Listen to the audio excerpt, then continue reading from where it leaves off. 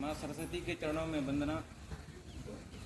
Doctor Sarvepalli Radhakrishnan के चरणों में मेरा इसलिए समर्पित। हमारे प्रबुद्ध जन बैठे, उनके लिए आज के शिक्षक दिवस पर बहुत बहुत बधाइयाँ। और हमारे प्यारे बच्चों, आपको ढेर सारा प्यार। आपकी ज़िंदगी यूं ही खुशहाल बनी रहे, आप ऊंचाइयों को छूते रहें, अपने लक्ष्य को प्राप्त करते रहें, ये हमारी हृदय से मनोकामना है।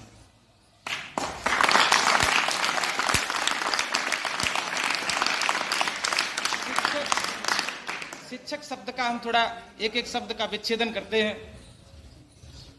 सी का मतलब होता है सिखाए, और सिखाएगा कौन? शिक्षक। शिक्षक के अंदर दूसरा जो शब्द है वो है छ। छ का मतलब क्षमा। अगर आप गलती भी करते हैं तो शिक्षक का ये कर्तव्य होता है कि आपकी गलतियों को माफ कर दे। और अगला का है, तीसरा वर्ड जो हमारा है वो है क। का मतलब हमेशा अपने कर्तव्य के लिए समर्पित रहे।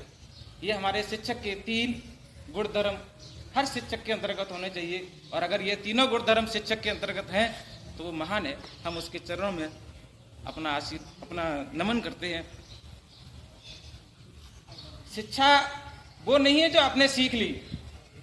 बच्चों, शिक्षा भी वो है जो आपको सीखनी है। आपने सीख लिया, वो आपके लिए ज्ञान है, वो हमेशा आपके जीवन में काम आएगी। शिक्षा वो है जो आपको सीखनी है। आपको हर रोज यहाँ आते हैं तो कुछ न कुछ नया सीखना है आपको। इसीलिए आते हैं कि आज गुरुजी क्या सिखाएंगे, क्या बताएंगे, अगला चैप्टर में क्या सिखाएंगे, किस टेक्निक से सिखाएंगे। वो टेक्निक हमारे जीवन में कब समर्पित होगी, कब काम आएगी।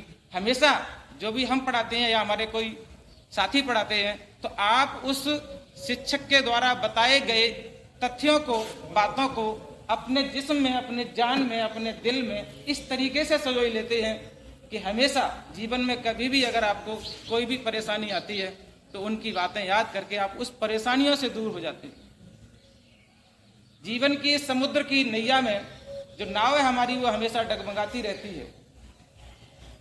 शिक्षक के द्वारा बताए गए नियम, कायदा, कानून, दिया गया ज्ञान, वही हमारे लिए पतवार का काम करता है और हमारी डगमगाती नाव को सजो करके दूसरे पार दे देता है।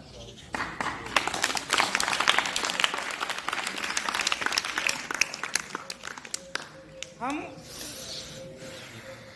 जब भी कोई टॉपिक पढ़ाते हैं तो उस टॉपिक के अंदर टॉपिक से हटके आपके जीवन की वो कहानी बताते हैं जो टॉपिक से रिलेटेड हो। हम एक छोटा सा उदाहरण आपको देते हैं कि यदि आपको कोई बातें किताब में बताई जाती हैं तो आप घर जाकर को सुबह शाम, दोपहर शाम को लेटते उठते बैठते रटते हैं।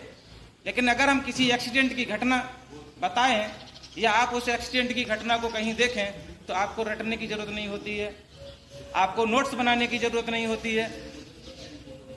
और कहीं भी अगर आप उसको दूसरा अपने जीवन में सिखाते हैं, बताते हैं तो एज ए टेज, इसका मतलब जैसे के तैसे उस कहानी को उसके सामने प्रेषित करते हैं।